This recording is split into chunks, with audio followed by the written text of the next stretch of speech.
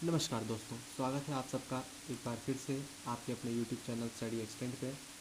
तो आज की वीडियो में हम बात करने वाले हैं एक सी प्रोग्राम लिखेंगे किसी भी 2D पॉलीगन को स्केल करने के लिए। तो स्केलिंग का बेसिकली मतलब क्या होता है, बस आपको बस कुछ सेकंड्स दूंगा। स्केलिंग मतलब ये होता है कोई भी 2D अगर ऑब्जेक्ट हो, चाहे ट्राइंगल, रेक्टेंगल, कोई लाइन या कोई पॉइंट, बेसिकली क्या है उसके साइज़ को बढ़ाना और घटाना। समझ रहे ना मेरी बात को, बढ़ाना या फिर घटाना, इसे हम कहते हैं स्केलिंग।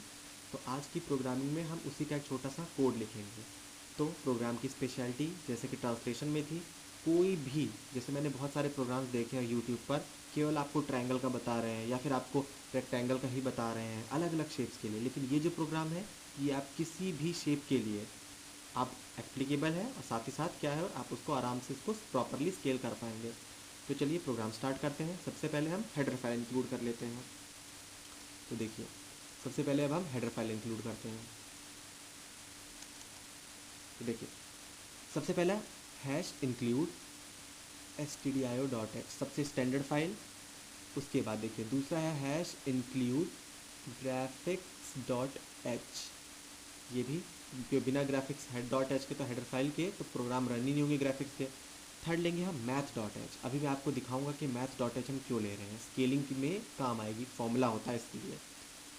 और लास्ट में हम लेंगे कोनियो डॉट एच। ये देखिए हमने क्या किया, हेडर फाइल को आराम से इंक्लूड करा लिया अपने प्रोग्राम में। अब चलिए अब क्या करते हैं, वेरिएबल्स को डिक्लेयर कर लेते हैं। वेरिएबल हम यहाँ पे ग्लोबल डिक्लेयर करेंगे। देखिए कैसे, सबसे पहले इंट, इंटीजर टाइप का, G D stands for graphic driver, is equal to capital में देखिए DETECT, डिटेक्ट। इसका मतलब मैं पहले ही बता चुका हूँ, जहाँ पे भी आपके ग्राफिक ड्राइवर होंगे बाय डिफ़ॉल्ट या उसको डिटेक्ट कर लेगा। और अगला GM मीन्स ग्राफिक मोड। ये देखिए, अब वो वेरिएबल्स यूज़ करते हैं जो बेसिकली प्रोग्राम में यूज़ होंगे। देखिए जैसे इंट एन। अब यहाँ पर एन क्या है, बेसिकली एन यहाँ पर डिफाइन करेगा number of side of a polygon. जैसे अगर आप एक पॉइंट को करेंगे तो एन की वैल्यू 1 ले लीजिए, लाइन को करेंगे तो एन की वैल्यू 2 ले लीजिए, ट्रायंगल को करना चाहेंगे तो ट्रायंगल के लिए एन की 3, रेक्टेंगल के लिए 4, इसी तरह से। ठीक है। दूसरा फिर हम कोऑर्डिनेट्स लेंगे एरे के फॉर्म में, जैसे कि हमने पहले लिया था। एक 100 साइज़ के ले लेता हूँ और एक वाई कोऑर्डिनेट के लिए ले लेता हूँ, और लास्ट में ये देखिए आई हमेशा की तरह लूप वेरिएबल चलाने के लिए, फॉर लूप चलाने के लिए। अब उसके बाद देखिए मैं दो और वेरिएबल लूँगा फ्लोट टाइप के, फ्लोट। ठीक है, ये क्या है देखिए, SFX यानी कि scaling factor for x coordinate, and SFY यानी कि scaling factor for y coordinate, semicolon. ठीक है। अब देखिए मैं दो फंक्शंस का यूज़ करूँगा, एक शेप को ड्रॉ करने के लिए वॉइड ड्रॉ नाम का एक फंक्शन को मैंने क्या कर दिया, डिफाइन कर दिया, और एक हम स्केल करने के लिए वॉइड स्केल नाम का फंक्शन ले लेंगे। अभी मैं आपको इसके अंदर की भी वर्किंग दिखाऊंगा क्या हमें इसमें कोड लिखना है। तो सबसे पहले हम हमेशा की तरह मेन पार्ट लिखते हैं, वॉइड मेन। तो चलिए अब देखिए हम मेन को स्टार्ट करते हैं। सबसे पहले क्लियर स्क्रीन यूज़ कर लेते हैं ताकि प्रीवियस आउटपुट हमारा क्लियर हो सके। अब देखिए सबसे पहले n की वैल्यू एंटर कराते हैं, यानी कि नंबर ऑफ साइड एंटर कराते हैं। तो देखिए हम क्या लिखते हैं, print F enter the number of sides. ये देखिए, ठीक है। अब ये क्या है, ये मैसेज आएगा और हम यहाँ क्या करेंगे, scan F percentage D, D क्यों, क्योंकि इंटीजर टाइप का है, कॉमा %n। देखिए अब यहाँ पर क्या है, हमने n को मेमोरी असाइन कर दी है स्कैन एफ यूज़ करके। अब चलिए कोऑर्डिनेट एंटर करवा लेते हैं। तो चलिए देखिए कोऑर्डिनेट एंटर कैसे कराते हैं, प्रिंट एफ एंटर कोऑर्डिनेट्स। ये देखिए कोऑर्डिनेट्स हो गया, x y for each point.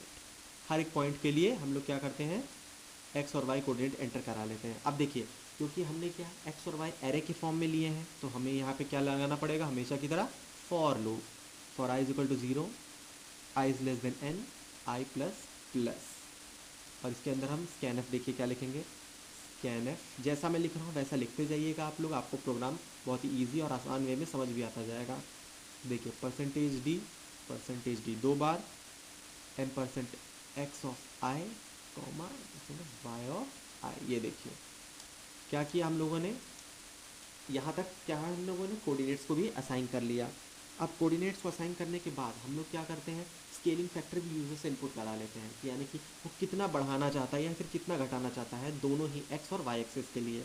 तो हम यहाँ क्या लिखेंगे, प्रिंटफ, देखिए ये मैसेज आएगा, एंटर स्केल फैक्टर, ठीक है। यहाँ मैं ब्रैकेट में लिख भी दे रहा हूँ S F X and S F Y, ये देखिए हो गया। अब इसके लिए नॉर्मल है, ये देखिए हम लोग क्या करेंगे, स्कैन एफ। अब देखिए यहाँ पर हम क्या यूज़ करेंगे, परसेंटेज एफ का यूज़ करेंगे, क्यों, क्योंकि ये दोनों ही वेरिएबल हमारे पास फ्लोट में है, M percent S F X comma M percent S F Y.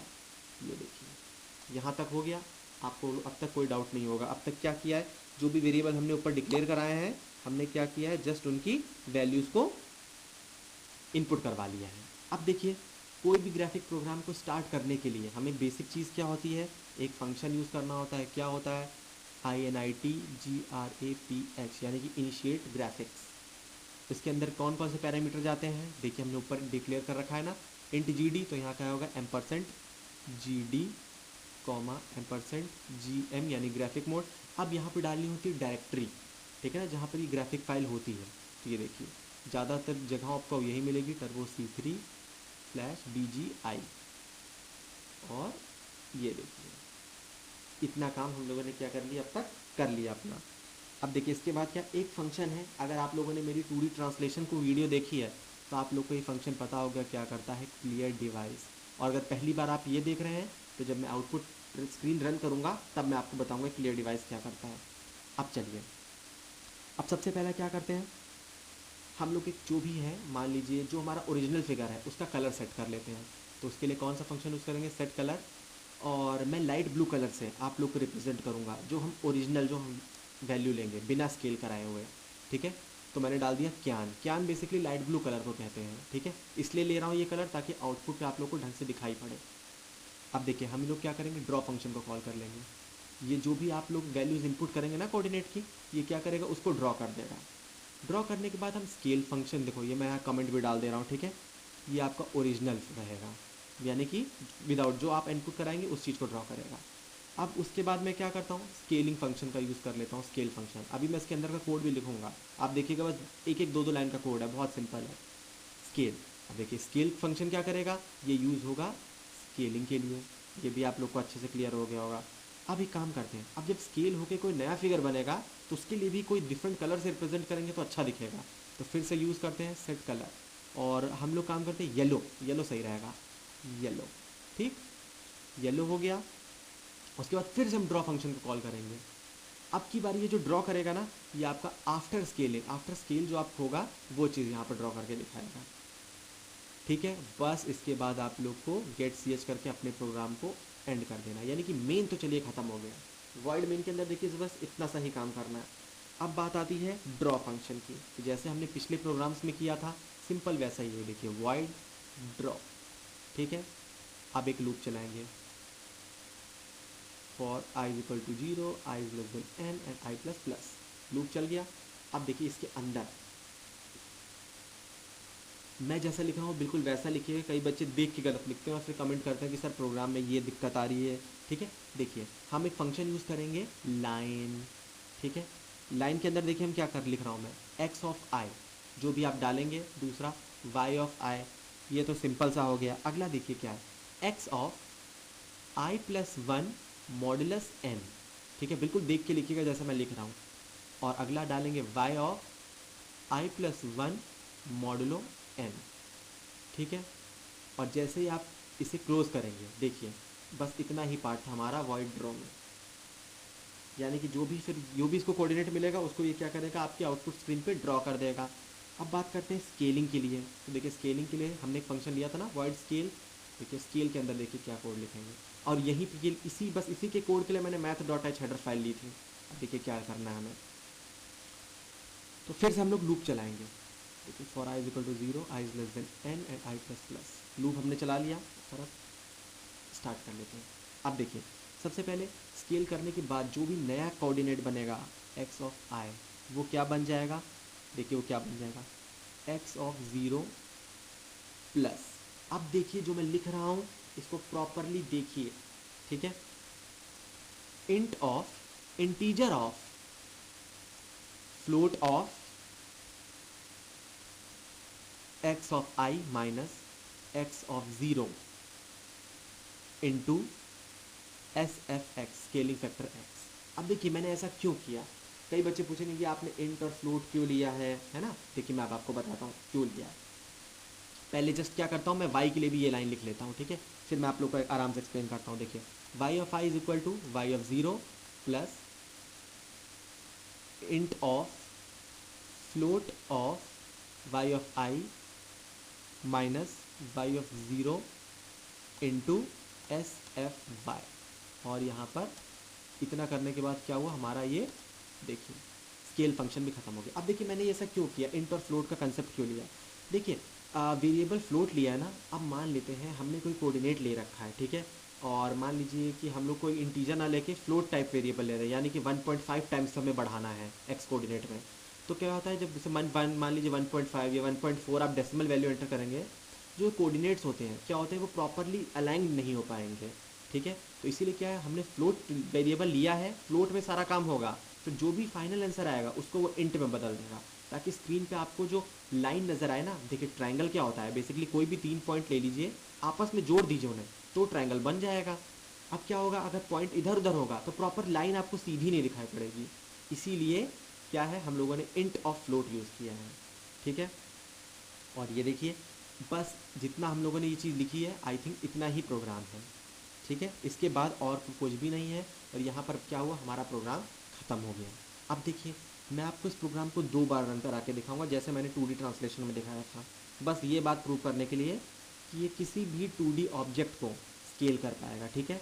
तो सबसे पहले हम एक रेक्टेंगल को इनपुट कराएंगे और रेक्टेंगल को स्केल करेंगे, फिर मैं आपको एक ट्रायंगल भी इनपुट करा के दिखाऊंगा। देखिए सबसे पहले देख लेते हैं कोई एरर तो नहीं आ रही है। ये रहा रन एंड ये देखिए लो। अब देखिए आप लोग को आई होप दिख रहा होगा आपको अच्छे से। अब देखिए क्या बोल रहा है, enter the number of sides. तो सबसे पहले हम एक काम करते हैं 4, मैं पहले आपको रेक्टेंगल डाल के दिखाता हूँ, एंटर। अब देखिए क्या पूछ रहा है, एंटर कोऑर्डिनेट्स। अब देखिए कोऑर्डिनेट्स हैं, मैं आपको इनपुट करा रहा हूँ 100 130, उसके बाद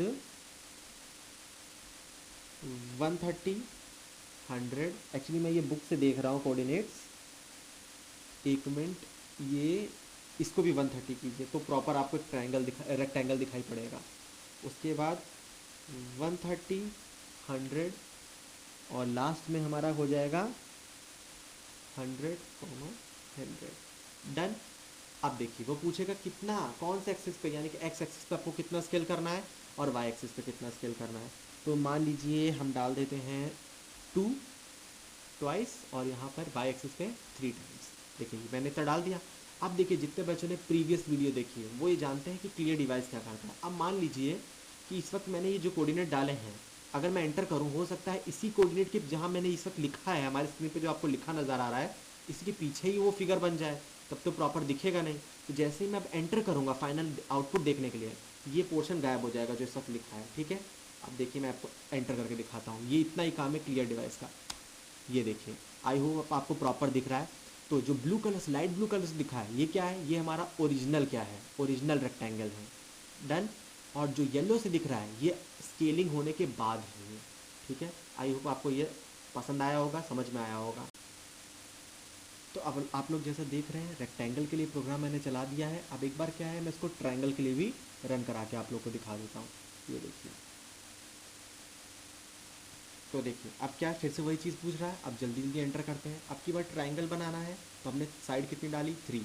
अब देखिए कोऑर्डिनेट है, कोऑर्डिनेट आप लोग भी बिल्कुल यही डालिएगा, 100 200 एंड देन उसके बाद आपका 200 100 और फिर 300 200। तो ये क्या है, ये इक्विलेटरल ट्रायंगल बनेगा। अब देखिए हम लोग क्या करते हैं, एक्स पे भी और वाई पे दोनों में ट्वाइस स्केलिंग कराते हैं, यानी कि 2 गुना 2 2, ठीक है। अब देखिए जैसे मैं एंटर करूँगा, ये देखिए आप लोग को ये दिख रहा है। तो जो आपको ब्लू कलर से दिख रहा है ना, ये बेसिकली क्या है, ये आपका ओरिजिनल है। और जो येलो से बड़ा सा दिख रहा है, ये बेसिकली क्या है, आपका आफ्टर स्केलिंग है ट्रायंगल। सो आज की वीडियो में बस इतना ही रखते हैं। आई होप आपको वीडियो पसंद आई होगी। वीडियो कैसी लगी कमेंट में बताइएगा, ठीक है। और कंप्यूटर ग्राफिक्स में ही अगर आप लोग को कोई और प्रोग्राम चाहिए तो उसको भी आप कमेंट सेक्शन में लिख सकते हैं। किसी तरह का कोई डाउट आने पर अब हम लोग इंस्टाग्राम पे भी हैं, आप लोग हमें इंस्टाग्राम पे मैसेज कर सकते हैं गाइस, और हमें फॉलो भी कर लीजिएगा। और अगर चैनल अब तक सब्सक्राइब ना किया हो तो चैनल को प्लीज़ प्लीज़ सब्सक्राइब कर दीजिए, ठीक है गाइस। और किसी भी तरह की दिक्कत आने पर मेल आईडी है, पूरे कॉन्टैक्ट सारी अवेलेबल है, कमेंट सेक्शन है, आप लोग आराम से पूछ सकते हैं, ठीक है गाइस। तो चलिए फिर मिलते हैं आप अगली वीडियो में।